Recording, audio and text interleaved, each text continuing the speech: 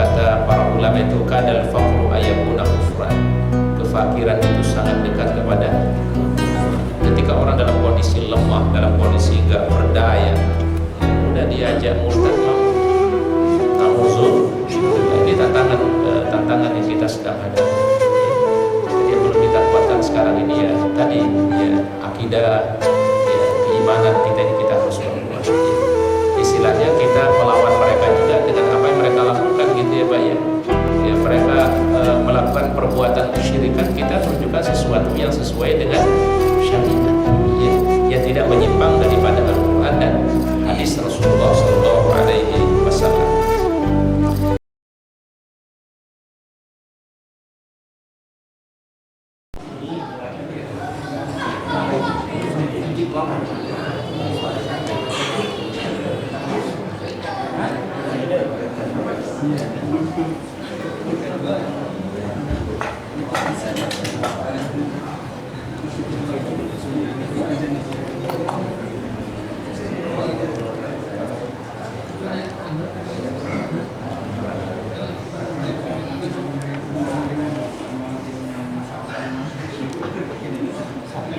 Ini banyak linknya ya.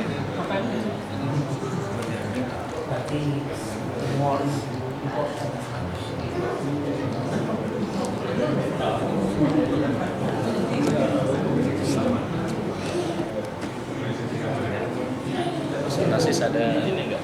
Ada buku atau kitab pun?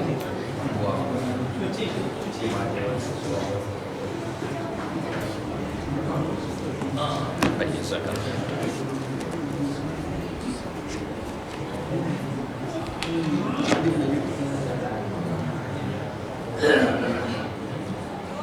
Bismillahirrahmanirrahim. Assalamualaikum warahmatullahi wabarakatuh. Alhamdulillahirabbil alamin. Arsala rasulahu bil huda wa dinil haq liyuzhirahu 'ala ad-din kullihi wa kafa billahi shahida. Asyhadu an la ilaha illallah wahdahu la syarika lah wa asyhadu anna Muhammadan abduhu wa rasuluhu la nabiyya ba'dah. Allahumma salli wa sallim wa barik ala hadzal nabiyil karim sayyidina wa nabiyina wa habibina Muhammadin wa ala alihi wa ashabihi wa man tabi'ahu bi ihsanin ila yaumiddin, amma ba'd. Raditu billahi rabban wa bil islami dinan wa bi Muhammadin sallallahu alaihi wasallam nabiyyan. Subhanallah walhamdulillah wa la ilaha illallah wallahu akbar wa la hawla wa la quwwata illa billahil aliyil azim. Hadirin kaum muslimin, jamaah salat maghrib yang senantiasa dimuliakan dan dicintai oleh Allah Subhanahu wa taala. Alhamdulillah, puji dan syukur marilah senantiasa kita panjatkan kepada Allah Subhanahu wa taala.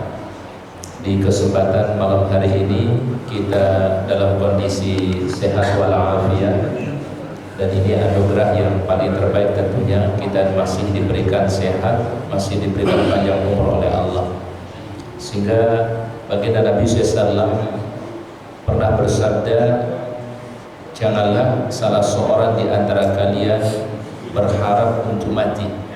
Artinya jangan pernah meminta yang namanya kematian. Karena kenapa? Kata Rasul, imma muhsinan falyazdad.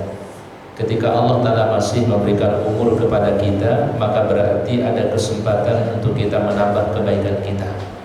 Jadi mungkin amal kita masih kurang, bekal kita masih kurang, oleh karenanya Allah Ta'ala masih kasih kita umur, masih kasih kesehatan kepada kita semua. Imma musi'an falyasta'tib. Kalau mungkin ada orang yang belum baik tapi masih dikasih umur oleh Allah, berarti supaya dia memperbaiki diri, bertaubat kepada Allah sebelum dia meninggal dunia.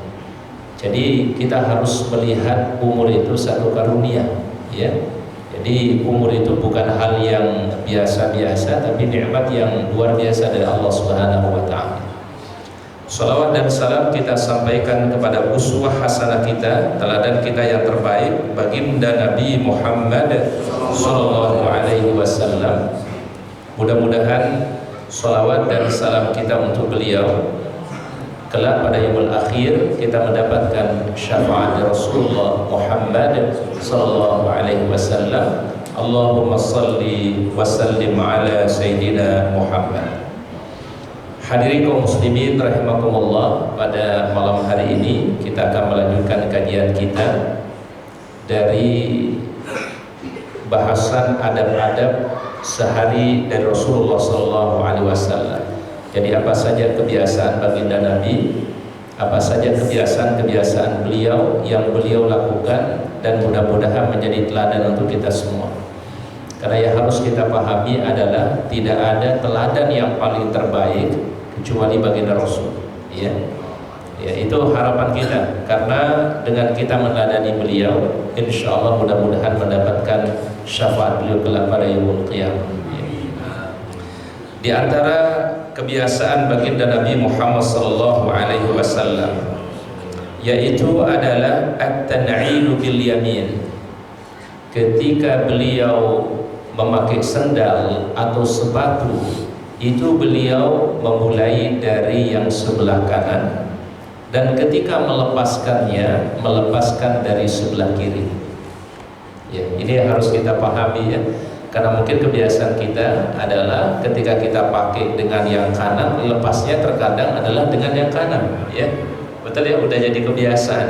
Ternyata kalau kita mengkaji dari kebiasaan baginda Rasul, kita kaji dari kebiasaan baginda Rasulullah, beliau memulai adalah dari yang sebelah kanan, begitu membukanya, melepasnya itu dari yang sebelah kiri. Ya, nah ini contoh yang dilakukan oleh baginda Rasulullah sallallahu alaihi wasallam. Jadi rupanya Nabi sallallahu alaihi wasallam itu paling suka memulai sesuatu dengan yang sebelah mana, Pak? Sebelah kanan.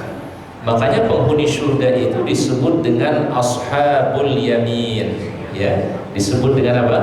Ashabul yamin. Artinya adalah golongan yang sebelah kanan. Bahkan saf yang paling terbaik itu adalah saf yang berada di mana dulu?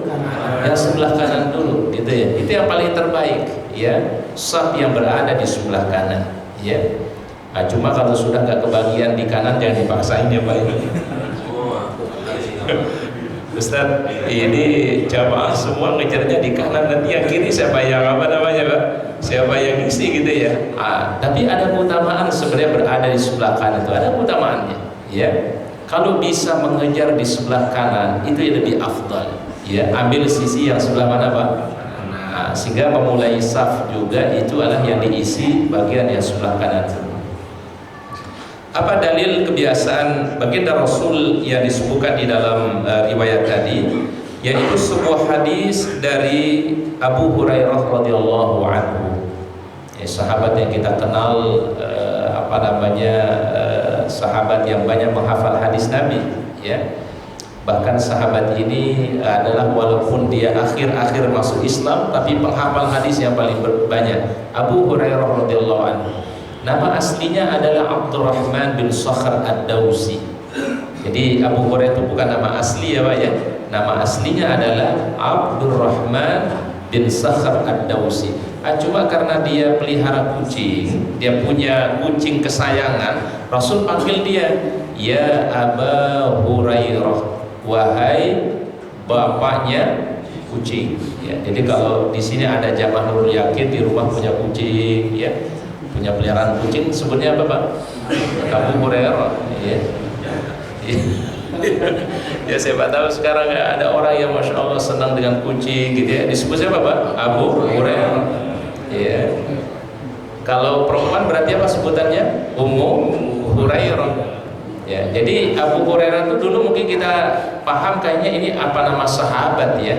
Ternyata adalah Abu Hurairah itu cuma julukan dari baginda Nabi sallallahu alaihi wasallam. Ya. Ya, nama trennya yang lebih dipopulerkan, ya.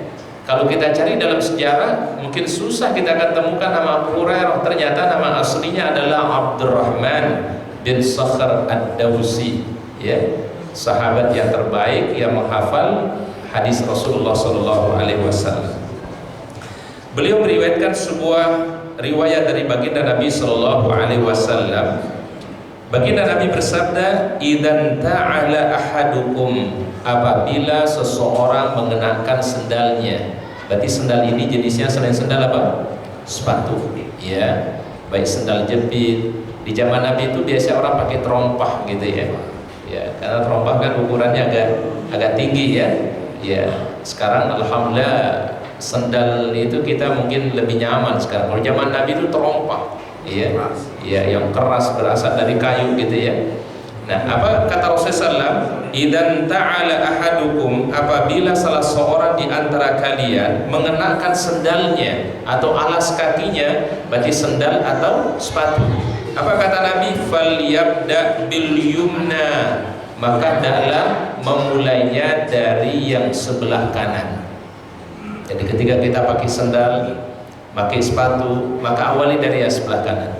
Dan insya Allah para jamaah, kita akan mendapatkan pahala dari berbagai macam sisi. Bukan hanya karena kita menjalankan sunnah Nabi.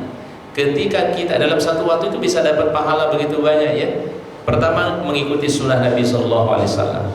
Kalau kita awali dengan bismillah, maka akan mendapatkan pahala karena kita mulai suatu dengan bismillah. Kalau kita kalau kita mulai dari sebelah kanan, berarti kita mengikuti apa yang menjadi contoh dari Rasulullah SAW. Jadi dalam satu pekerjaan itu bisa mendapatkan sekian jenis kebaikan. Ya, ini kalau di dalam fikih itu disebut dengan ta'addudun niyat bi amalin wahid. Jadi kita itu bisa mendapatkan kebaikan, ya, dalam satu keadaan. Tetapi karena niatnya beberapa niat, itu pahalanya bisa mendapatkan sekian kebaikan. Contoh, boleh kita kasih contoh misalnya para jamaah. Kita sekarang ini duduk ba'dal maghrib sampai isya, ya. Ini bisa nggak mendapatkan beberapa kebaikan insya Allah Ta'ala? Bisa, ya. Pertama adalah diniatkan, ya Allah, dari maghrib sampai isya nanti kami niatnya taklim. Berarti dapat pahala apa? Taklim. Ya Allah, dari maghrib sampai isya ini kami berniat untuk itikaf di Masjid Nurul Yakin. Berarti mendapatkan pahala apa? Itikaf. Ya Allah, dari maghrib sampai isya nanti, ya, kami berkumpul dengan sahabat-sahabat kami di sini, kami berkumpul dengan teman-teman kami di sini, dengan jamaah Nurul Yakin, bertemu karena Allah, menjalin tali silaturahim. Berarti mendapatkan pahala apa? Silaturahimnya. Jadi dalam satu keadaan, dalam keadaan kondisi seperti ini, kita bisa mendapatkan 3 kebaikan dari Allah Subhanahu wa Ta'ala. Ini yang gak boleh kita tinggalkan para jamaah. Jadi kita dalam satu keadaan, dalam satu kondisi bisa mendapatkan sekian kebaikan dari Allah Subhanahu wa Ta'ala. Ya. Contoh yang lain misalnya, ya. Ketika seorang anak berbuat baik kepada kedua orang tua, ya, berbuat baik kepada orang tua, maka dia bisa mendapatkan pahala yang begitu banyak, ya. Pertama, pahala berbakti kepada orang tua, udah pasti dapat. Niatkan juga adalah pahala menyambung hubungan baik antara anak dengan orang tua. Diniatkan juga adalah membahagiakan orang tua, dan itu amalan yang paling diridhoi oleh Allah Subhanahu wa Ta'ala. Jadi dalam satu kondisi bisa meniatkan beberapa hal. Ini yang disebut di dalam fikih, sekali lagi, ta'addudun niyat bi amalin wahid. Pekerjaannya satu, tetapi niatnya bisa banyak, ya. Dan ini nanti kalau dikiaskan berlaku juga pada ibadah sunnah ketemu dengan ibadah sunnah. Contoh misalnya, kalau kita sholat qobliyah misalnya, qobliyah maghrib atau qobliyah isya misalnya, kalau waktunya terbatas, ya, karena iqamatnya sudah sebentar lagi, maka satu sholat itu bisa kita niatkan berbagai macam niat, kata para ulama. Bisa diniatkan qobliyah maghrib, bisa diniatkan salat sunnah wudu, bisa diniatkan tahiyatul masjid dengan satu perbuatan, kata para ulama. Ini tadi disebut dalam kaidahnya apa? Ta'addudun niyat bi amalin wahid. Menggabungkan beberapa niat tetapi pelaksanaannya berapa kali? Cuma sekali. Apa istilahnya di peribahasa kita? 1 kali mendayung, 2-3 pulau yang terlewatkan atau terlampaui. Ini jangan disia-siakan para jamaah, ya. Oleh karenanya Imam Ibnul Qayyim itu mengatakan niat itu ternyata fungsinya ada 3. Ya, niat itu fungsinya ada berapa? Tiga. Pertama adalah membedakan satu ibadah dengan ibadah yang lain. Ibadah yang fardu dengan ibadah yang sunnah itu dibedakan karena apa? Niat. Iya. Kemudian yang kedua, membedakan antara kebiasaan dengan ibadah. Contoh, kalau kita mandi biasa, itu mandi setiap hari itu kan termasuk mandi untuk kebersihan, Pak. Tetapi kalau orang itu mandi punya sifat yang khusus, punya cara yang khusus, dimulai dari wudhu dulu, kemudian dia sempurnakan wudhunya, dia ratakan air dari ujung kepala sampai ujung kaki, tidak lagi disebut sebagai mandi biasa, tapi disebut sebagai ibadah kepada Allah yang kita kenal dengan apa? Mandi janabah atau mandi junub. Itu membedakan antara kebiasaan dengan sebuah ibadah. Tujuan niat yang ketiga itu, kata para ulama, adalah hikmahnya niat bisa menggabungkan beberapa niat tetapi dengan satu pekerjaan. Dan Masya Allah, inilah hikmahnya kenapa Rasul pertama kali yang beliau ingatkan kepada para sahabat, innamal a'malu binniyat. Itu kan di hadis Arba'in itu kan, hadis yang paling pertama disebut oleh para ulama, ya, itu babnya tentang apa? Niat. Innamal a'malu binniyat. Ini insyaallah hadisnya kita hafal semua, ya. Ini dihafalnya di luar kepala insyaallah. Betul ya Pak ya? Di luar kepala atau dalam kepala Pak? Coba Ustaz mau tanya nih jamaah Nurul Yakin. Ini hafal hadis ini innamal a'malu binniyat di luar kepala atau di dalam kepala Pak? Ya, jangan di luar kepala ya. Ya udah lupa. Ya terkadang bahasa kita di luar kepala, kalau di luar kepala berarti gak ada ingatan loh. Ya. Innamal a'malu binniyat wa innamal likulli imri'in ma nawa. Ya, setiap orang itu diberikan sesuai dengan apanya? Niatnya. Baik, itu sunnahnya tadi, kebiasaan baginda Nabi SAW. Jadi Abu Hurairah mengatakan apabila Nabi SAW memulai mengenakan sendal, beliau mulai dari yang sebelah mana? Kanan. Falyabda wa idza khala'a. Tapi apabila ia melepaskan sendalnya, melepaskan sepatunya, falyabda bishimal, maka lepas yang sebelah kiri dulu. Tolong ya para jamaah ya, kita ikuti sunnah Nabi SAW. Kalau kita lepas sendal kita, misalnya pas mau masuk masjid atau masuk rumah, kan itu kita lepaskan sendal kita. Tolong dilepaskannya yang sebelah kiri dulu, baru yang sebelah kanan. Kalau masangnya, mengenakannya, baru dimulai sebelah mana Pak? Sebelah kanan. Kemudian baginda Rasul melanjutkan hadisnya, walyan'alhuma jami'an aw yal'ahuma jami'an. Gunakanlah kedua sendal itu atau lepaskan keduanya. Jadi kalau misalnya mohon maaf ada orang yang kehilangan sendal atau sepatu, salah satu dari sepatunya, satu sepatu dari sendalnya misalnya, maka nggak boleh menggunakan satu alas kaki atau satu sendal atau sepatu saja, nggak boleh Pak. Makruh hukumnya. Makruh itu apa dia makruh? Sesuatu yang tidak disukai oleh Rasulullah SAW. Jadi kata Rasul, kalau mau dipakai, pakailah kedua-duanya, artinya kiri dan kanan atau kanan dan kiri. Tapi kalau mau dilepas, lepaslah apa? Keduanya. Nah ini ada satu temuan baru para jamaah ya. Ada hikmahnya hadis ini. Kenapa Rasul bilang kalau orang mau kenakan sendal, kenakanlah sendal dua-duanya. Tapi kalau mau dilepaskan, lepaslah keduanya. Ternyata temuannya dokter sekarang itu kita dianjurkan sesekali mungkin atau sesuatu waktu untuk melepaskan sendal kita. Ya.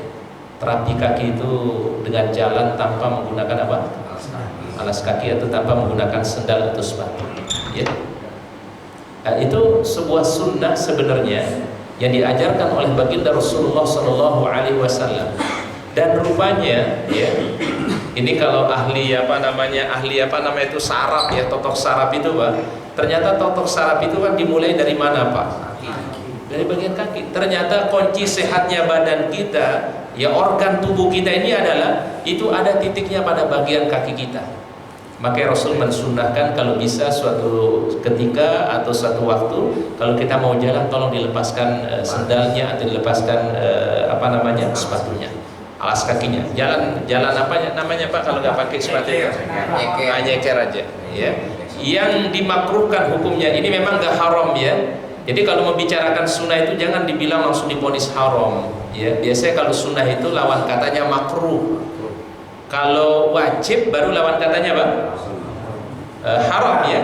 Tapi kalau yang terkait dengan sunnah Nabi, kalau tidak dilakukan disebut dengan makruh namanya Pak.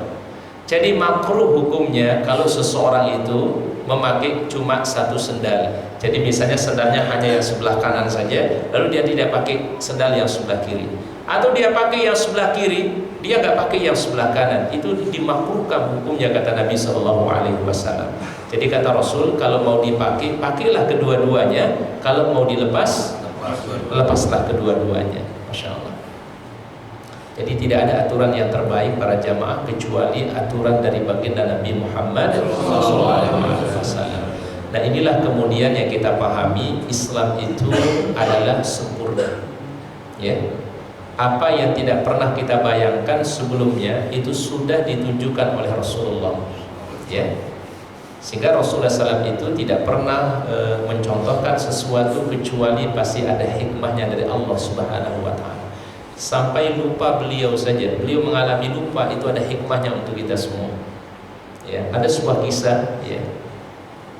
Di masa Rasulullah SAW, beliau pernah salat asar berjamaah dengan para sahabat ya. Beliau salat berjamaah bersama para sahabat. Kemudian pas beliau berada di rakaat yang kedua, tiba-tiba beliau salam, Assalamualaikum warahmatullahi wabarakatuh. Assalamualaikum warahmatullah. Kemudian beliau melanjutkan zikir dan doa ya, seperti biasa yang kita lakukan. Padahal baginda Rasul baru kerjakan berapa rakaat? 2 rakaat. Seakan-akan tidak ada yang terjadi ya, seakan-akan di situ tidak ada sesuatu yang terlewatkan oleh Nabi SAW. Ternyata ada sahabat yang sadar ya.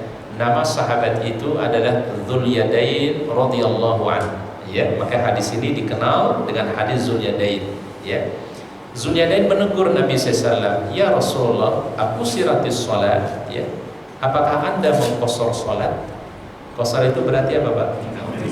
Meringkas. Ya, dari 4 rakaat jadi berapa? 2. Aku siratis sholat ya Rasulullah wa anta fil Madinah. Engkau mengqasar sholat wahai baginda Rasul, sedangkan anda mukim di kota Madinah. Karena qasar itu berlaku apabila orang melakukan perjalanan safar atau jauh. Rasul baru sadar. Berarti Rasul terjadi apa Pak? Lupa beliau.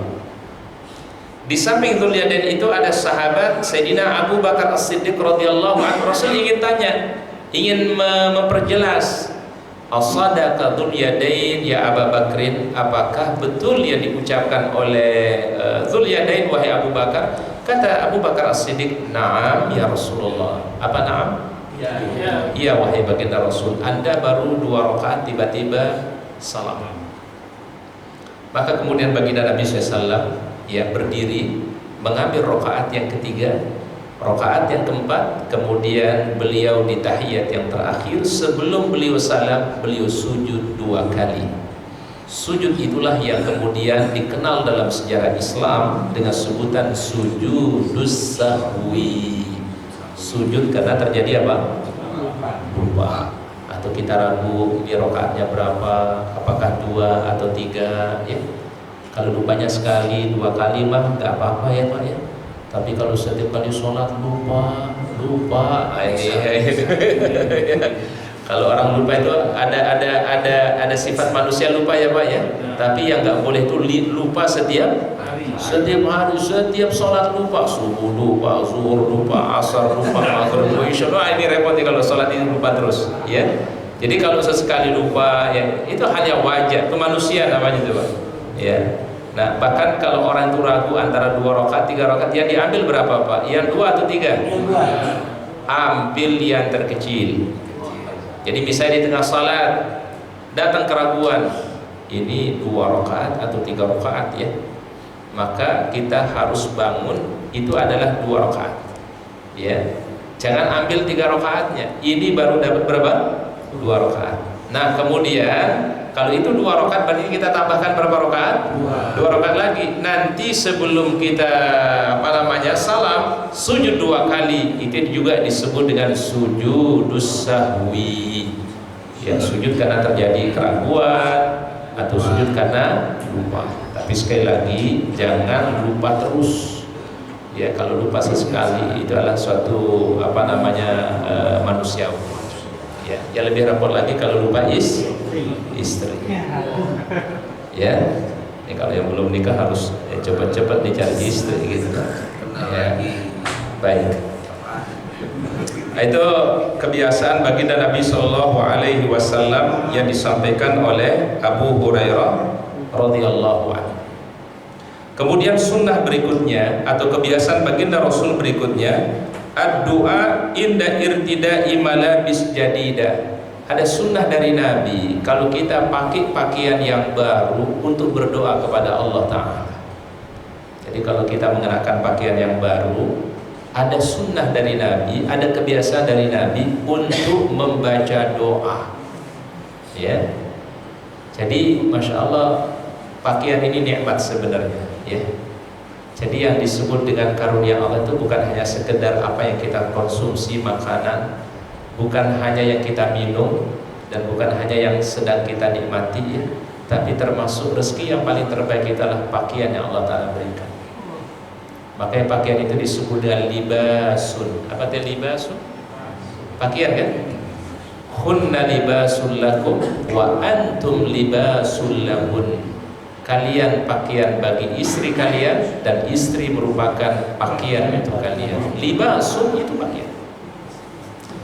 Baik, manusia ini terhormat karena apa, Pak? Karena pakaian. Karena pakaian. Mohon maaf, Pak, jujur kita katakan, manusia ini terhormat ya karena apa, Pak? Yang membedakan kita dengan makhluk yang lainnya pakaian, Pak. Ya, betul ya, Pak? Walaupun sekarang ada makhluk yang dikasih apa namanya, Pak? Pakaian, tapi tetap enggak pantas, ya. Iya, bahkan ada makhluk itu yang dikasih apa namanya? Dikasih kacamata, dikasih sepeda motor gitu ya. Ada kan apa namanya itu yang ya suka keliling-keliling apa namanya itu, Pak? Ya, topeng monyet. Tapi karena dia memang bukan manusia, bukan makhluk yang diistimewakan oleh Allah, dia tidak ada anjuran untuk menggunakan pakaian. Ya. Yang diberikan pakaian itu adalah Adam alaihissalam. Makanya ketika Adam diciptakan, ternyata yang diberikan oleh Allah Ta'ala itu adalah libasun, pakaian oleh Allah Subhanahu untuk menutupi aurat, ya. Jadi kehormatannya orang beriman itu ketika dia menutup auratnya, sitrul aurat, ya. Nah, oleh karenanya Al-Quran itu menghubungkan pakaian itu disebut dalam Al-Quran dengan zinatakum, ya. Ya bani Adam khudhu zinatakum inda kulli masjidin. Ambillah perhiasanmu yang terbaik ketika menuju masjid. Bayangkan pakaian itu disebut dengan perhiasan, Pak. Biasanya perhiasan bentuknya apa, Pak? Emas, perak, permata, ya, dan seterusnya. Tapi ternyata pakaian disebut oleh Allah Ta'ala sebagai apa? Perhiasan. Jadi ketika kita menggunakan pakaian, sebenarnya perhiasan yang terbaik yang Allah Ta'ala berikan. Jadi orang menggunakan pakaian itu sebenarnya bukan hanya sekedar menutupi auratnya, tapi dia sudah bernilai pahala di sisi Allah Subhanahu wa Ta'ala. Jadi kalau orang pahami sebenarnya kayak gini, Pak, ibadah itu jadinya lengkap gitu ya, Pak, ya. Jadi ketika kita beli pakaian, ketika kita membelikan untuk keluarga kita pakaian, jadi bukan hanya sekedar menutup aurat, tapi juga akan bernilai pahala di sisi Allah Subhanahu wa Ta'ala.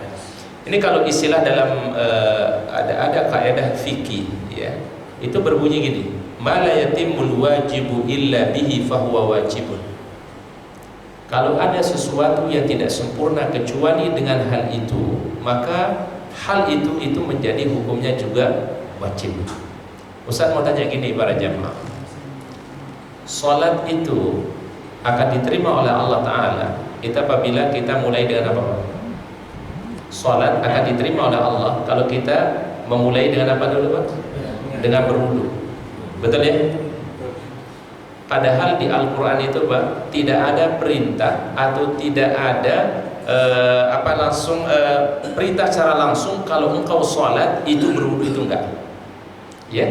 Tetapi karena sholat tidak akan diterima kecuali dengan berwudu, maka berwudu itu hukumnya apa, Pak? Wajib. Nah, itu kaidahnya dipakai seperti itu, Pak. Sholat wajib, Tetapi sempurna salat ini tidak bisa kecuali dengan apa? Berwudu. Maka wudu ini adalah hukumnya apa? Jadi wajib. Karena dia mengikuti suatu yang wajib tadi para jamaah.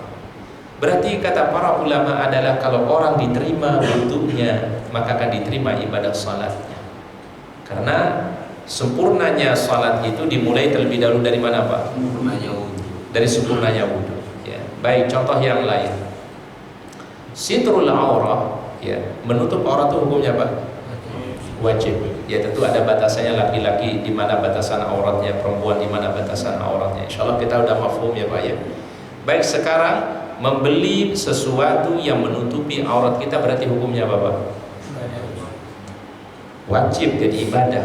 Jadi membeli pakaian bukan hanya sekedar istilahnya Ustaz kita perlu pakaian untuk, bukan hanya itu. Jadi ketika kita menutupi aurat dengan kita membeli pakaian supaya menutup aurat kita, berarti membeli pakaian itu adalah fahuwa wajibun, itu adalah sebuah kesempurnaan dan hukumnya Pak? Wajib. Ya Pak ya. Nah ini dipakai kaidah ini oleh para ulama, ma la yatimmul wajibu illa bihi fahuwa wajibun. Sesuatu yang tidak akan sempurna kecuali dengan sebuah perantara, maka hukum perantara itu hukumnya adalah ikut menjadi wajib. Padahal sholat itu nggak ada perintahnya dengan apa istilahnya dengan wudu, tapi tidak akan pernah diterima itu sholat kalau tidak dimulai dengan apa Pak? Kan perintah Al-Quran aqimus sholat, dirikan apa? Sholat. Tidak diperintahkan fatawaddau, nggak ada fatawaddau, ya. Tapi sempurna salat itu mesti dengan wudu, maka wudu juga menjadi hukumnya wajib, ya. Baik, satu lagi kaidahnya tadi, mala yatimmul wajibu illa bihi fahuwa wajibun. Sesuatu yang tidak sempurna kecuali dengan wasilah itu, maka wasilah itu hukumnya menjadi wajib, ya. Baik, kita masuk pada hadis lanjutannya. Jadi baginda Rasulullah SAW ketika beliau mengenakan pakaian yang baru, ya, diriwayatkan dalam sebuah hadis oleh Rasulullah SAW, man labisa thawban, barang siapa mengenakan pakaian. Berarti ini ada dua riwayat, berarti bisa dipakai doa ini umum ketika kita pakai pakaian atau ketika menggunakan pakaian yang baru, ya. Apa doanya di Rasulullah SAW? Alhamdulillahilladzi kasani hadas sauba. Segala puji bagi Allah yang telah memberikan pakaian ini. Berarti pakaian itu nikmat para jamaah. Jadi bukan hanya sekedar yang kita makan, bukan hanya sekedar minum, termasuk pakaian itu adalah apa? Nikmat dari Allah. Kemudian warazaqanihi, dan telah memberikan rezeki kepadaku dengan pakaian itu. Itulah yang membedakan antara makhluk manusia dengan siapa? Dengan yang lainnya, dengan makhluk yang lainnya, ya. Dimuliakan kita. Karena gak ada riwayatnya makhluk yang lain itu mengenakan pakaian, kecuali hanya manusia disebutkan menggunakan pakaian. Jin apakah menggunakan pakaian? Tidak ada dalil yang sharih dari Al-Quran atau dari As-Sunnah, ya. Tapi yang namanya jin itu adalah makhluk yang tidak bisa dilihat. Jadi kalau ada orang mohon maaf bisa melihat jin atau melihat sesuatu yang tidak bisa dilihat orang lain, ya berarti ada problem itu Pak, ya. Nah, ini Ustaz luruskan ya Pak, ya. Ini sering dialami oleh anak-anak kecil terkadang. Jadi anak-anak kecil itu terkadang bisa melihat sesuatu yang tidak bisa dilihat oleh orang lain. Orang normal nggak bisa melihatnya, ya. Atau bisa jadi terjadi pada orang yang mohon maaf mungkin dulu keturunannya pernah mengamalkan ilmu-ilmu yang kebal, ya. Ilmu-ilmu apa istilahnya, apa sih namanya, kanuragan. Apa kanuragan itu? Apa kanuragan Pak? Kanuragan itu biar enggak kena bacok gitu ya Pak, ya. Ilmu kebal. Itu biasanya Pak, biasanya pasti keturunannya ada yang diganggu Pak. Pasti di antara keturunannya, ya. Bisa saja anaknya, bisa saja mungkin cucunya.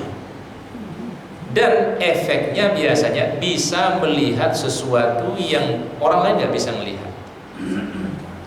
Itu itu sudah menjadi perjanjian antara jin yang jadi khadam itu dengan yang bersangkutan. Nah itu nanti imbasnya itu pada anak-anaknya atau pada keturunannya, ya. Dan yang lebih sedih lagi, ya, beberapa hari ini ada asosiasi perkumpulan dukun Nusantara. Ya kan?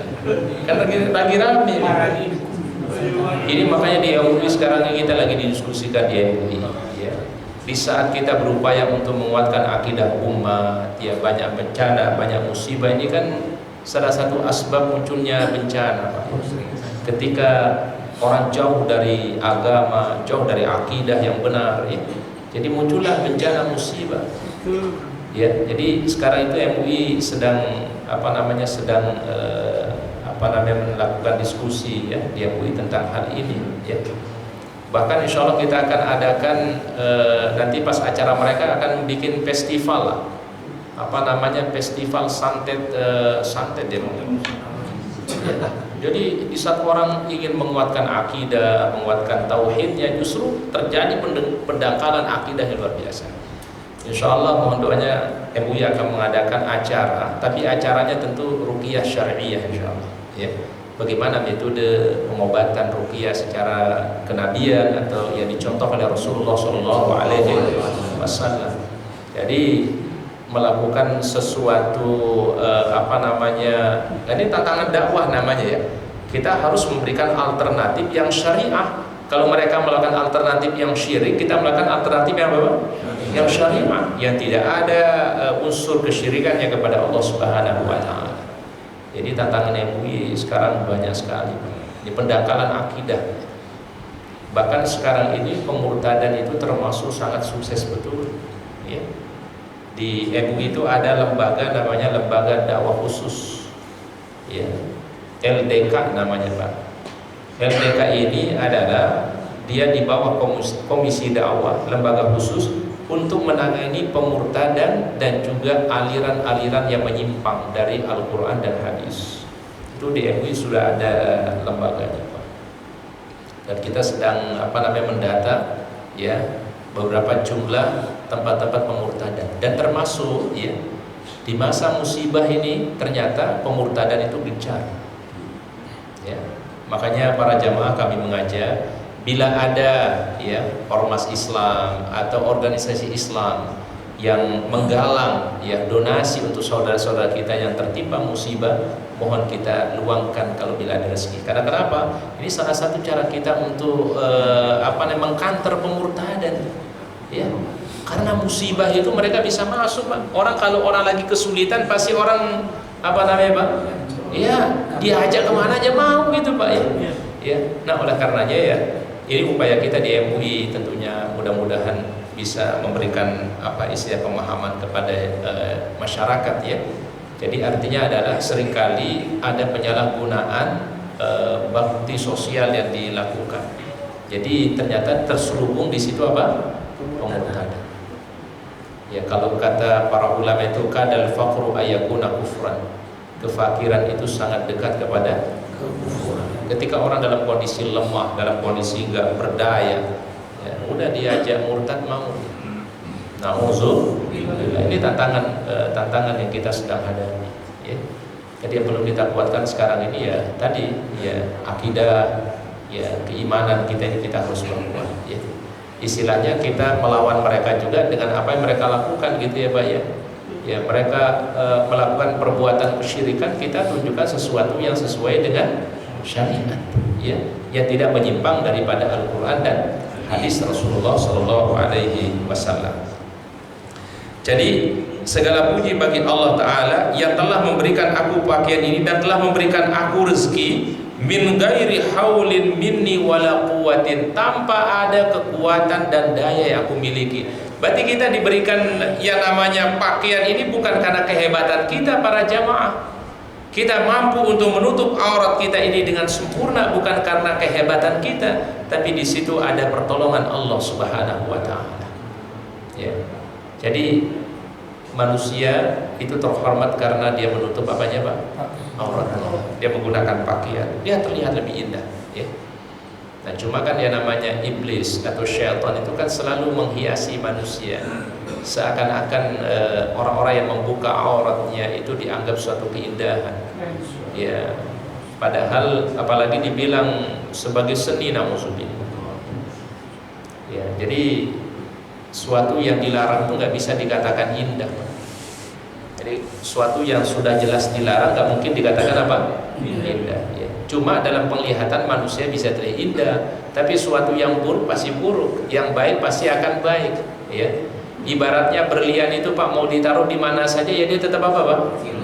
Berkilau berlian. Ya. Nggak bisa dia jadi yang lain Pak. Berlian itu akan menjadi berlian. Nah, yang buruk itu nggak bisa berubah jadi buruk dengan situasi apapun. Makanya kenapa disebut dengan ada istilah ma'ruf dan ada istilah mungkar. Apa artinya ma'ruf itu Pak? Sesuatu yang diterima. Orang itu kalau melakukan pasti orang itu apa namanya menerimanya. Berbuat baik kepada orang tua, ma'ruf. Nggak ada orang yang bilang wah orang berbuat baik pada orang tuanya itu rugi. Enggak. Orang berbuat baik pada orang tuanya pasti dia akan apa? Ma'ruf, pasti sebuah perbuatan yang baik. Menghormati yang lebih senior itu suatu yang ma'ruf.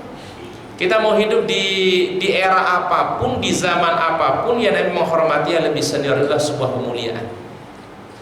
Ya, hatta Muhammad mungkin orang yang bukan akidahnya Islam itu punya nilai-nilai yang bagus, menghormati yang lebih apa? Lebih senior. Itu akhlak kan namanya ma'ruf, sesuatu yang bisa diterima, ya. Menyantuni anak yatim, ya, menyantuni fuqara, du'afa, ma'ruf, sesuatu yang orang itu pasti terima gitu ya.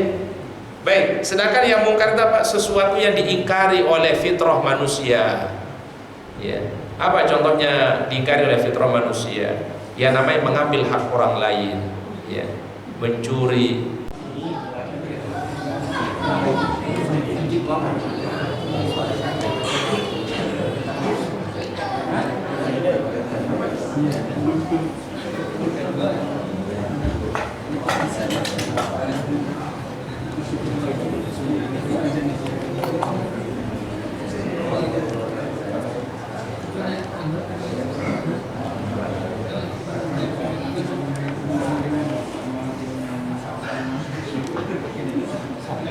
Ini banyak linknya ya.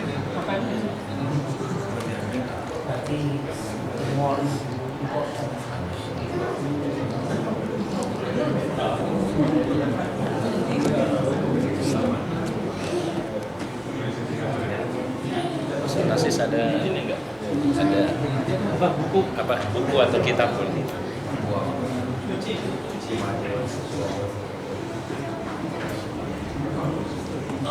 Baik, silakan.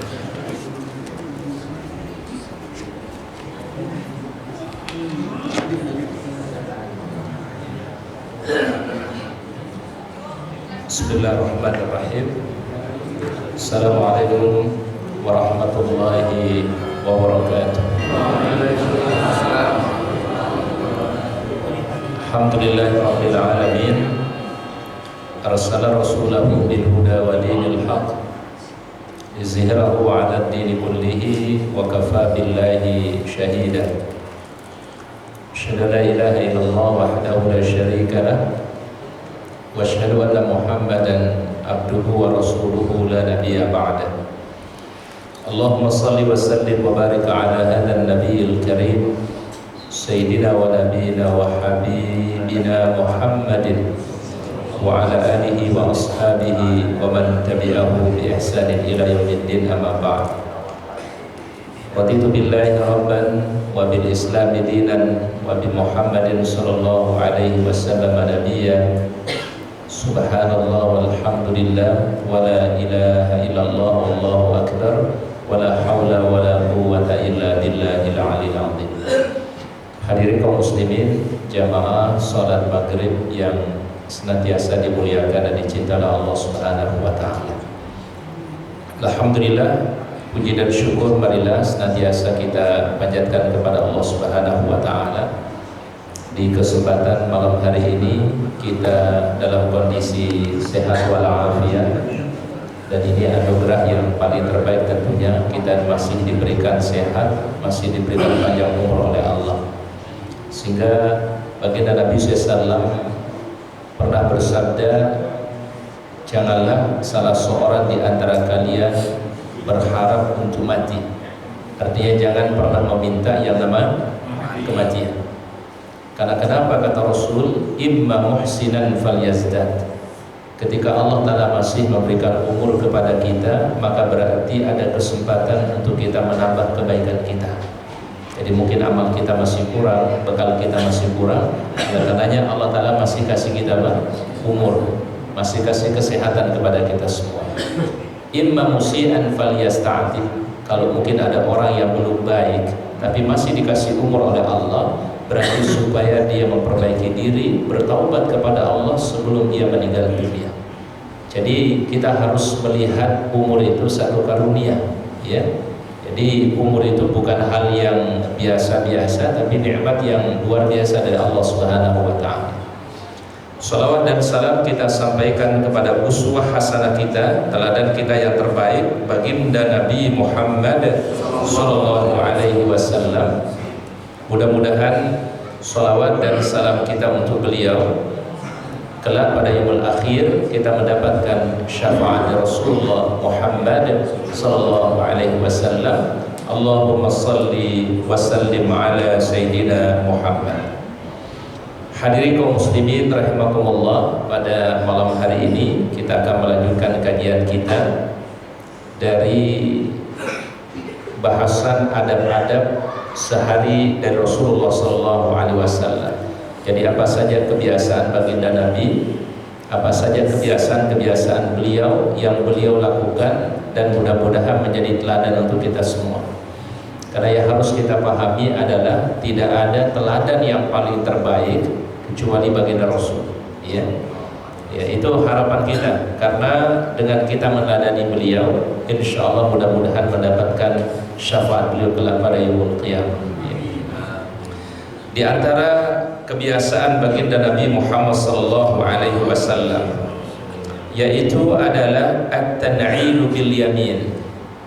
Ketika beliau memakai sendal atau sepatu, itu beliau memulai dari yang sebelah kanan, dan ketika melepaskannya, melepaskan dari sebelah kiri. Ya, ini harus kita pahami, ya. Karena mungkin kebiasaan kita adalah ketika kita pakai dengan yang kanan, lepasnya terkadang adalah dengan yang kanan, ya. Betul ya, udah jadi kebiasaan. Ternyata kalau kita mengkaji dari kebiasaan baginda Rasul, kita kaji dari kebiasaan baginda Rasulullah, beliau memulai adalah dari yang sebelah kanan, begitu membukanya, melepasnya itu dari yang sebelah kiri.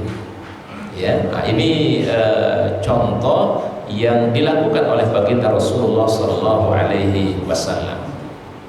Jadi rupanya Nabi Sallallahu Alaihi Wasallam itu paling suka memulai sesuatu dengan yang sebelah mana, Pak? Sebelah kanan. Makanya penghuni surga itu disebut dengan ashabul yamin, ya. Disebut dengan apa? Ashabul yamin. Artinya adalah golongan yang sebelah kanan. Bahkan saf yang paling terbaik itu adalah saf yang berada di mana dulu? Yang sebelah kanan dulu, gitu ya. Itu yang paling terbaik, ya. Saf yang berada di sebelah kanan, ya. Nah, cuma kalau sudah nggak kebagian di kanan, jangan dipaksain ya, Pak. Ustaz, ini jamaah semua ngejarnya di kanan, dan yang kiri siapa yang apa namanya, Pak? Siapa yang ngisi, gitu ya. Tapi ada keutamaan sebenarnya berada di sebelah kanan, itu ada keutamaannya, ya. Kalau bisa mengejar di sebelah kanan itu lebih afdal, ya. Ambil sisi yang sebelah mana, Pak? Nah, sehingga memulai saf juga itu adalah yang diisi bagian yang sebelah kanan. Apa dalil kebiasaan baginda Rasul yang disebutkan di dalam riwayat tadi? Yaitu sebuah hadis dari Abu Hurairah radhiyallahu anhu, sahabat yang kita kenal, sahabat yang banyak menghafal hadis Nabi, ya. Bahkan sahabat ini adalah walaupun dia akhir-akhir masuk Islam, tapi penghafal hadis yang paling banyak. Abu Hurairah radhiyallahu anhu. Nama aslinya adalah Abdurrahman bin Sakhr ad-Dawsi. Jadi Abu Hurairah itu bukan nama asli, ya Pak, ya. Nama aslinya adalah Abdurrahman bin Sakhr ad-Dawsi. Cuma karena dia pelihara kucing, dia punya kucing kesayangan, Rasul panggil dia, ya Aba Hurairah, wahai bapaknya kucing. Ya, jadi kalau di sini ada jamaah Nurul Yakin di rumah punya kucing, ya, punya peliharaan kucing, sebutnya apa Pak? Abu Hurairah. Ya. Ya siapa tahu sekarang ada orang yang masya Allah senang dengan kucing gitu ya, disebutnya apa Pak? Abu Hurairah. Ya. Kalau perempuan berarti apa sebutannya? Ummu Hurairah. Ya, jadi Abu Hurairah itu dulu mungkin kita paham kayaknya ini apa nama sahabat ya. Ternyata adalah Abu Hurairah itu cuma julukan dari baginda Nabi Sallallahu Alaihi Wasallam. Ya. Ya, nama trennya yang lebih dipopulerkan. Ya. Kalau kita cari dalam sejarah mungkin susah kita akan temukan nama Abu Hurairah. Ternyata nama aslinya adalah Abdurrahman bin Sakhr Ad-Dawsi, ya, sahabat yang terbaik yang menghafal hadis Rasulullah Sallallahu Alaihi Wasallam. Beliau meriwayatkan sebuah riwayat dari baginda Nabi Sallallahu Alaihi Wasallam. Baginda Nabi bersabda, "Idzan ta'ala ahadukum," apabila seseorang mengenakan sendalnya. Berarti sendal ini jenisnya selain sendal apa? Sepatu, ya, baik sendal jepit. Di zaman Nabi itu biasa orang pakai terompah gitu ya. Ya, karena terompah kan ukurannya agak tinggi ya. Ya, sekarang alhamdulillah sendal itu kita mungkin lebih nyaman sekarang. Kalau zaman Nabi itu terompah, ya, ya, yang keras berasal dari kayu gitu ya. Nah, apa kata Rasulullah SAW? Idzan ta'ala ahadukum, apabila salah seorang di antara kalian mengenakan sendalnya atau alas kakinya, berarti sendal atau sepatu. Apa kata Nabi? Falyabda bil yumna, maka hendaklah memulainya dari yang sebelah kanan. Jadi ketika kita pakai sendal, pakai sepatu, maka awali dari yang sebelah kanan. Dan insya Allah para jamaah, kita akan mendapatkan pahala dari berbagai macam sisi. Bukan hanya karena kita menjalankan sunnah Nabi. Ketika kita dalam satu waktu itu bisa dapat pahala begitu banyak ya. Pertama, mengikuti sunnah Nabi SAW. Kalau kita awali dengan bismillah, maka akan mendapatkan pahala karena kita mulai suatu dengan bismillah. Kalau kita kalau kita mulai dari sebelah kanan, berarti kita mengikuti apa yang menjadi contoh dari Rasulullah SAW. Jadi dalam satu pekerjaan itu bisa mendapatkan sekian jenis kebaikan. Ya, ini kalau di dalam fikih itu disebut dengan ta'addudun niyat bi amalin wahid. Jadi kita itu bisa mendapatkan kebaikan, ya, dalam satu keadaan, tetapi karena niatnya beberapa niat, itu pahalanya bisa mendapatkan sekian kebaikan. Contoh, boleh kita kasih contoh misalnya para jamaah. Kita sekarang ini duduk ba'dal maghrib sampai isya, ya. Ini bisa nggak mendapatkan beberapa kebaikan insya Allah Ta'ala? Bisa, ya. Pertama adalah diniatkan, ya Allah, dari maghrib sampai isya nanti kami niatnya taklim, berarti dapat pahala apa? Taklim. Ya Allah, dari maghrib sampai isya ini kami berniat untuk i'tikaf di Masjid Nurul Yakin, berarti mendapatkan pahala apa? I'tikaf.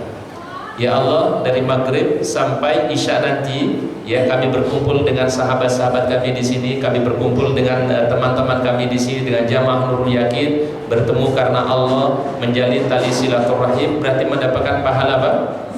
Silaturahimnya. Jadi dalam satu keadaan, dalam keadaan kondisi seperti ini, kita bisa mendapatkan 3 kebaikan dari Allah Subhanahu wa Ta'ala. Ini yang nggak boleh kita tinggalkan para jamaah. Jadi kita dalam satu keadaan, dalam satu kondisi bisa mendapatkan sekian kebaikan dari Allah Subhanahu wa Ta'ala. Ya. Contoh yang lain misalnya, ya. Ketika seorang anak berbuat baik kepada kedua orang tua, ya, berbuat baik kepada orang tua, maka dia bisa mendapatkan pahala yang begitu banyak, ya. Pertama, pahala berbakti kepada orang tua, udah pasti dapat. Niatkan juga adalah pahala menyambung hubungan baik antara anak dengan orang tua. Diniatkan juga adalah membahagiakan orang tua, dan itu amalan yang paling diridhoi oleh Allah Subhanahu wa Ta'ala. Jadi dalam satu kondisi bisa meniatkan beberapa hal. Ini yang disebut di dalam fikih, sekali lagi, ta'addudun niyat bi amalin wahid. pekerjaannya satu, tetapi niatnya bisa banyak, ya. Dan ini nanti kalau dikiaskan berlaku juga pada ibadah sunnah ketemu dengan ibadah sunnah.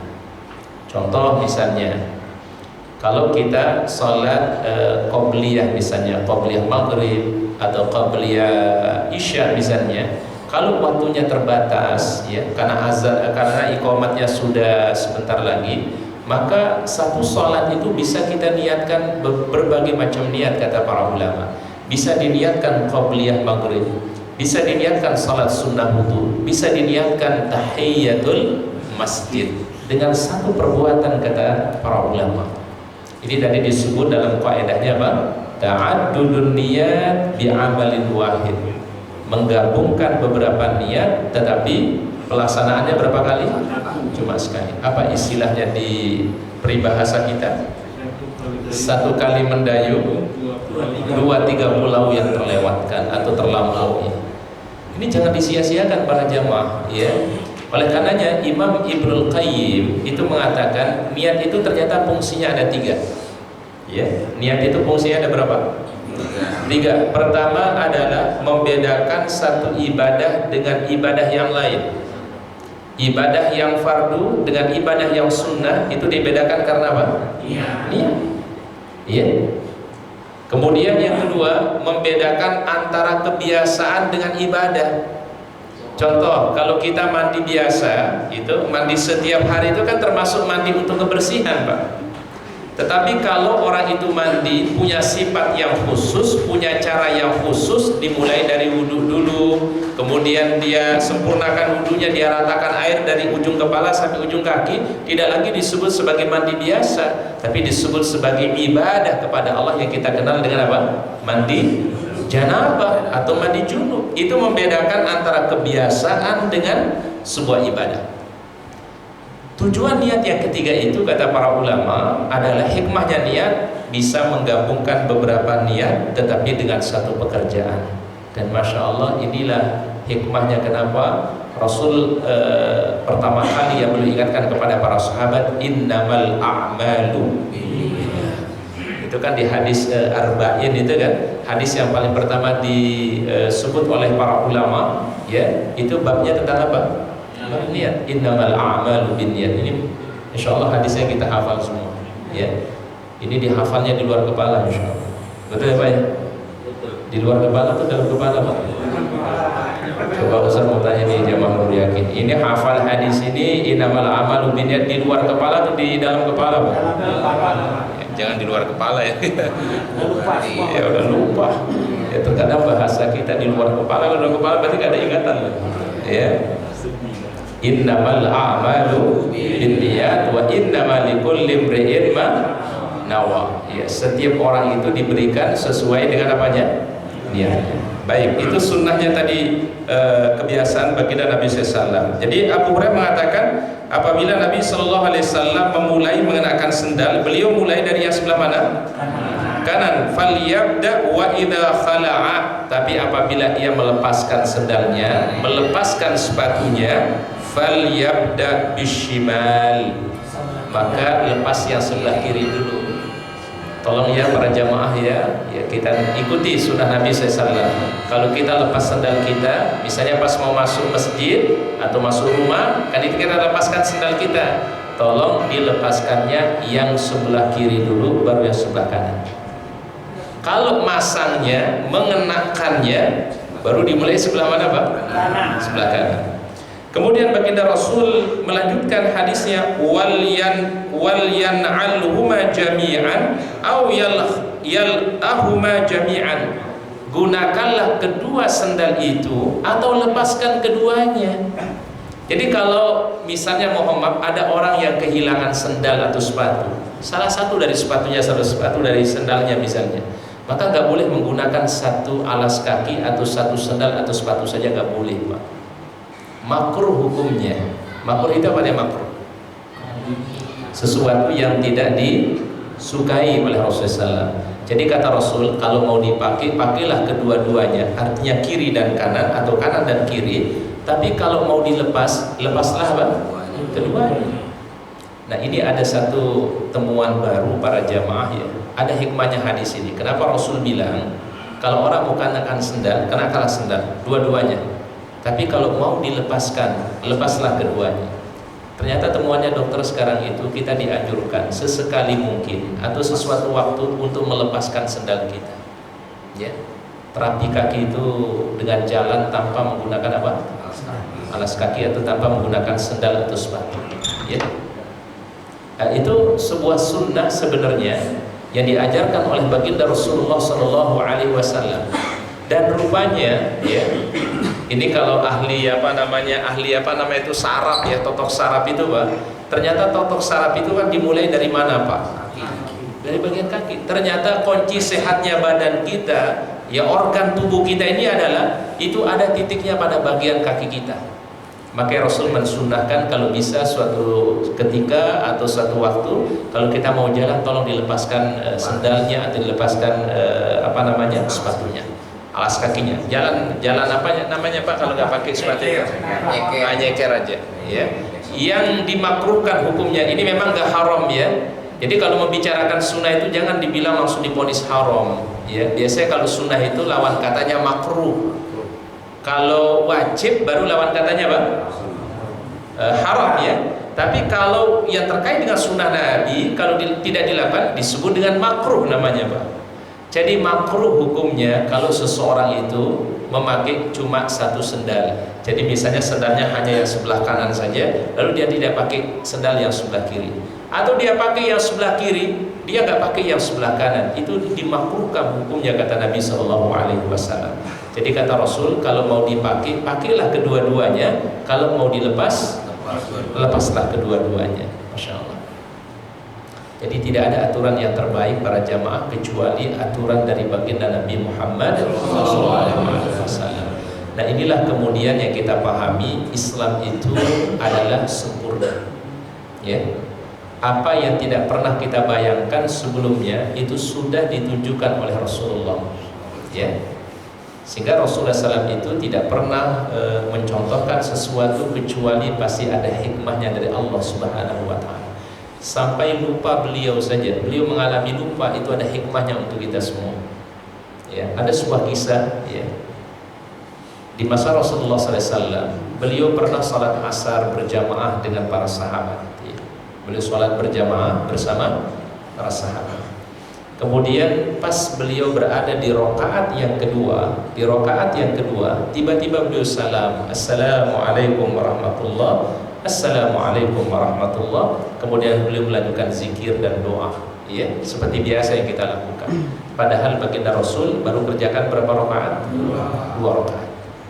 Seakan-akan tidak ada yang terjadi, ya, seakan-akan di situ tidak ada sesuatu yang terlewatkan oleh Nabi SAW. Ternyata ada sahabat yang sadar, ya, nama sahabat itu adalah Dzul Yadain radhiyallahu anhu.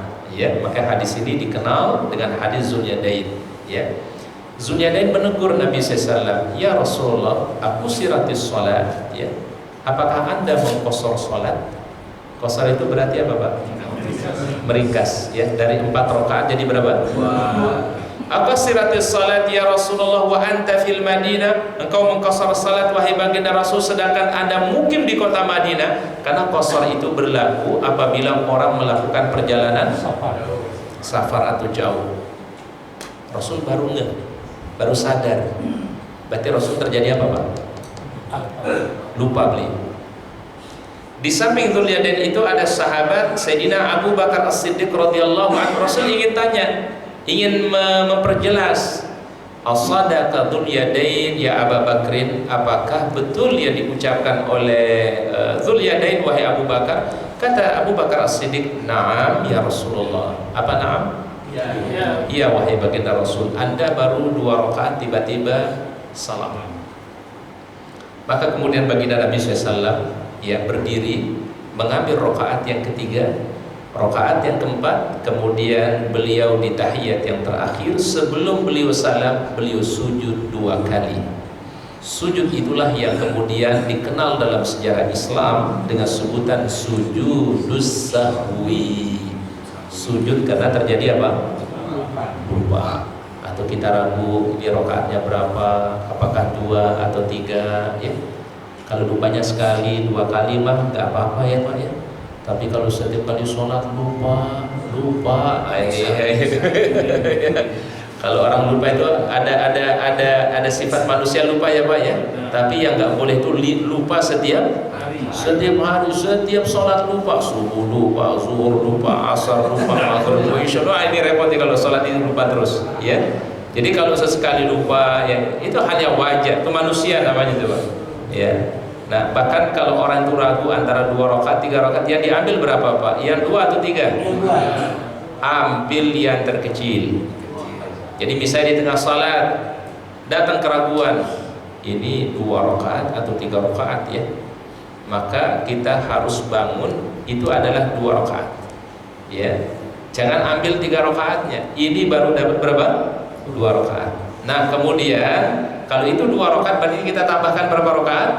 2 rakaat lagi. Nanti sebelum kita salam, sujud 2 kali, itu juga disebut dengan sujudus sahwi ya, sujud karena terjadi keraguan atau sujud karena lupa. Tapi sekali lagi jangan lupa terus ya. Kalau lupa sesekali itu adalah suatu manusiawi ya. Yang lebih repot lagi kalau lupa istri ya. Ini kalau yang belum nikah harus cepat-cepat dicari istri gitu ya. Baik.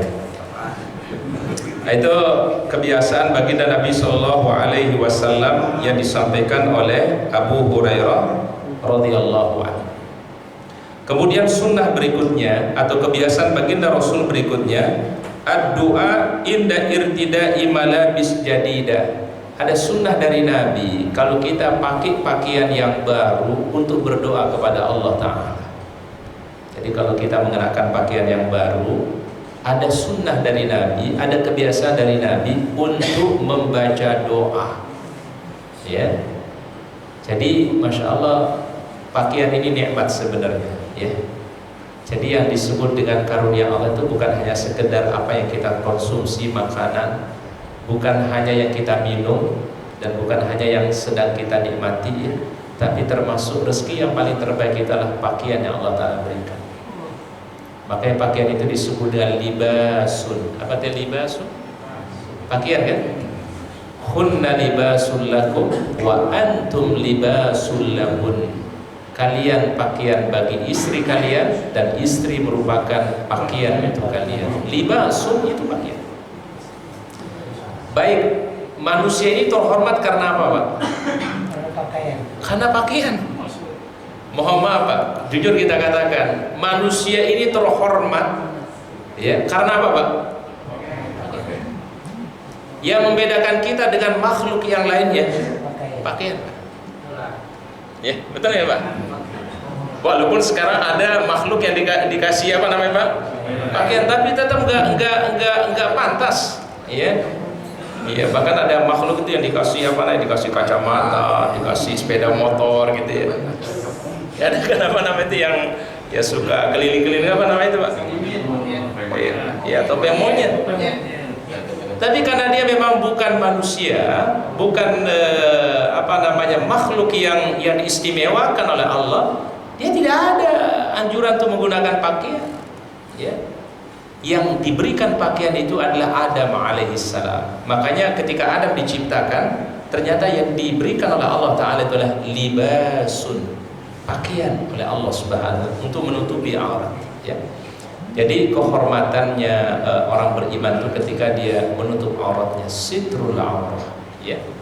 Nah oleh karenanya Al-Quran itu menghubungkan pakaian itu disebut dalam Al-Quran dengan zinatakum ya. Ya bani Adam khudhu zinatakum inda kulli masjidin. Ambillah perhiasanmu yang terbaik ketika menuju masjid. Bayangkan pakaian itu disebut dengan perhiasan Pak. Biasanya perhiasan bentuknya apa Pak? Emas, perak, permata ya, dan seterusnya. Tapi ternyata pakaian disebut oleh Allah Ta'ala sebagai apa? Perhiasan. Jadi ketika kita menggunakan pakaian, sebenarnya perhiasan yang terbaik yang Allah Ta'ala berikan. Jadi orang menggunakan pakaian itu sebenarnya bukan hanya sekedar menutupi auratnya, tapi dia sudah bernilai pahala di sisi Allah Subhanahu wa taala. Jadi kalau orang pahami sebenarnya kayak gini Pak, ibadah itu jadinya lengkap gitu ya Pak ya. Jadi ketika kita beli pakaian, ketika kita membelikan untuk keluarga kita pakaian, jadi bukan hanya sekedar menutup aurat, tapi juga akan bernilai pahala di sisi Allah Subhanahu wa taala. Ini kalau istilah dalam ada kaidah fikih ya. Itu berbunyi gini, ma la yatimul wajibu illa bihi fahuwa wajibun. Kalau ada sesuatu yang tidak sempurna kecuali dengan hal itu, maka hal itu menjadi hukumnya juga wajib. Ustaz mau tanya gini para jamaah, salat itu akan diterima oleh Allah Ta'ala itu apabila kita mulai dengan apa? Salat akan diterima oleh Allah kalau kita memulai dengan apa dulu Pak? Dengan berwudu. Betul ya? Padahal di Al-Quran itu Pak, tidak ada perintah atau tidak ada perintah secara langsung kalau engkau sholat itu berwudu, itu enggak ya. Tetapi karena sholat tidak akan diterima kecuali dengan berwudu, maka berwudu itu hukumnya apa Pak? Wajib. Nah, itu kaidahnya dipakai seperti itu Pak. Sholat wajib, tetapi sempurna sholat ini tidak bisa kecuali dengan apa? Berwudu. Maka wudu ini adalah hukumnya apa? Jadi wajib. Karena dia mengikuti suatu yang wajib tadi para jamaah. Berarti kata para ulama adalah kalau orang diterima wudunya, maka akan diterima ibadah salatnya. Karena sempurnanya salat itu dimulai terlebih dahulu dari mana Pak? Dari sempurnanya wudu. Ya. Baik, contoh yang lain. Sitrul aurah, ya, menutup aurat itu hukumnya Pak? Wajib. Ya tentu ada batasannya, laki-laki di mana batasan auratnya, perempuan di mana batasan auratnya. Insyaallah kita udah mafhum ya Pak ya. Baik, sekarang membeli sesuatu yang menutupi aurat kita berarti hukumnya apa Pak? Wajib, jadi ibadah. Jadi membeli pakaian bukan hanya sekedar istilahnya Ustaz kita perlu pakaian untuk, bukan hanya itu. Jadi ketika kita menutupi aurat dengan kita membeli pakaian supaya menutup aurat kita, berarti membeli pakaian itu adalah fahuwa wajibun, itu adalah sebuah kesempurnaan dan hukumnya Pak? Wajib. Ya Pak ya. Nah ini dipakai kaidah ini oleh para ulama, ma la yatimmul wajibu illa bihi fahuwa wajibun. Sesuatu yang tidak akan sempurna kecuali dengan sebuah perantara, maka hukum perantara itu hukumnya adalah ikut menjadi wajib. Padahal sholat itu nggak ada perintahnya dengan apa istilahnya dengan wudu, tapi tidak akan pernah diterima itu sholat kalau tidak dimulai dengan apa Pak? Kan perintah Al-Quran aqimus sholat, dirikan apa? Sholat. Tidak diperintahkan fatawaddau, nggak ada fatawaddau ya. Tapi sempurna sholat itu mesti dengan wudu, maka wudu juga menjadi hukumnya wajib ya. Baik, Ustaz ulangi kaidahnya tadi, ma la yatimmul wajibu illa bihi fahuwa wajibun. Sesuatu yang tidak sempurna kecuali dengan wasilah itu, maka wasilah itu hukumnya menjadi wajib. Ya. Baik, kita masuk pada hadis lanjutannya. Jadi baginda Rasulullah Sallallahu Alaihi Wasallam ketika beliau mengenakan pakaian yang baru, ya, diriwayatkan dalam sebuah hadis oleh Rasulullah SAW, man labisa thawban, barang siapa mengenakan pakaian. Berarti ini ada dua riwayat, berarti bisa dipakai doa ini umum ketika kita pakai pakaian atau ketika menggunakan pakaian yang baru, ya. Apa doanya di Rasulullah SAW? Alhamdulillahilladzi kasani hadas sauba. Segala puji bagi Allah yang telah memberikan pakaian ini. Berarti pakaian itu nikmat para jamaah. Jadi bukan hanya sekedar yang kita makan, bukan hanya sekedar minum, termasuk pakaian itu adalah apa? Nikmat dari Allah.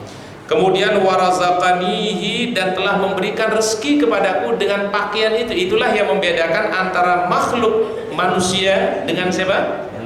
Dengan yang lainnya, dengan makhluk yang lainnya, ya. Dimuliakan kita. Karena gak ada riwayatnya makhluk yang lain itu mengenakan pakaian, kecuali hanya manusia disebutkan menggunakan pakaian. Jin apakah menggunakan pakaian? Tidak ada dalil yang sharih dari Al-Quran atau dari As-Sunnah, ya. Tapi yang namanya jin itu adalah makhluk yang tidak bisa dilihat.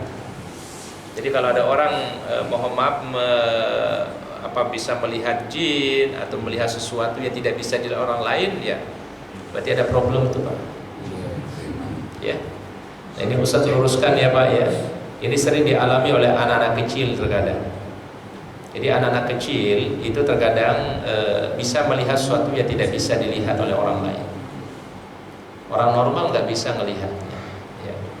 Atau bisa jadi terjadi pada orang yang mohon maaf mungkin dulu keturunannya pernah mengamalkan ilmu-ilmu yang kebal, ya.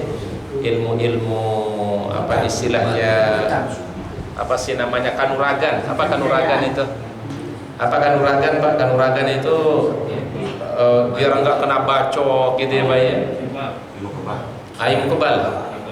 Itu biasanya, Pak. Biasanya pasti keturunannya ada yang diganggu, Pak. Pasti di antara keturunannya, ya. Bisa saja anaknya, bisa saja mungkin cucunya. Dan efeknya biasanya bisa melihat sesuatu yang orang lain nggak bisa melihat. Itu sudah menjadi perjanjian antara jin yang jadi khadam itu dengan yang bersangkutan. Nah, itu nanti imbasnya itu pada anak-anaknya atau pada keturunannya, ya. Dan yang lebih sedih lagi, ya, beberapa hari ini ada asosiasi perkumpulan dukun Nusantara. Ya kan lagi rame. Ini makanya di MUI sekarang ini kita lagi didiskusikan di MUI, ya. Di saat kita berupaya untuk menguatkan akidah umat, ya, banyak bencana, banyak musibah, ini kan salah satu asbab munculnya bencana, Pak. Ketika orang jauh dari agama, jauh dari akidah yang benar, ya. Jadi muncullah bencana musibah. Ya, jadi sekarang itu MUI sedang melakukan diskusi, ya, di MUI tentang hal ini, ya. Bahkan insya Allah kita akan adakan nanti pas acara mereka akan bikin festival lah, festival santet ya. Jadi di saat orang ingin menguatkan akidah, menguatkan tauhidnya, justru terjadi pendangkalan akidah yang luar biasa. Insya Allah mohon doanya MUI akan mengadakan acara, tapi acaranya tentu ruqyah syariah, insya Allah, ya.